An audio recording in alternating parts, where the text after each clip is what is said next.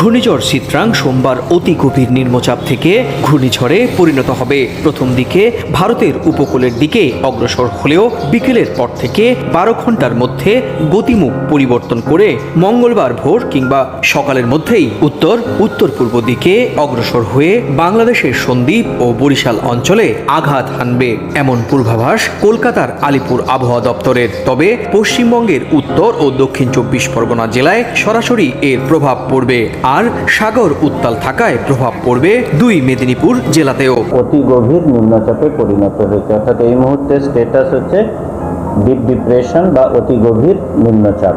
সাগর island থেকে দক্ষিণ দিকে 670 কিলোমিটার দূরে আছে, আর বাংলাদেশের বরিশাল থেকে সাউথ ওয়েস্ট 820 কিলোমিটার। রোববার সকাল থেকে উপকূলবর্তী এলাকায় মাইকিং করে মানুষকে নিরাপদে সরে যাওয়ার নির্দেশনা দেওয়া হয়। একই সঙ্গে পরবর্তী নির্দেশনা না দেওয়া পর্যন্ত সাগরে বা নদীতে মাছ ধরার নিষেধাজ্ঞাও আরোপ করেছে প্রশাসন।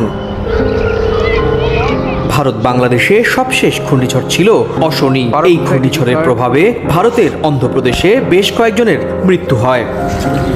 সুপার সাইক্লোন আমফান এবং পরবর্তীতে ইয়াসের ক্ষেত্রেও কলকাতার আলিপুর আবহাওয়া দপ্তর যে আবহাওয়ার পূর্বাভাস জারি করেছিল সেটি কিন্তু শতভাগ মিলে গিয়েছিল।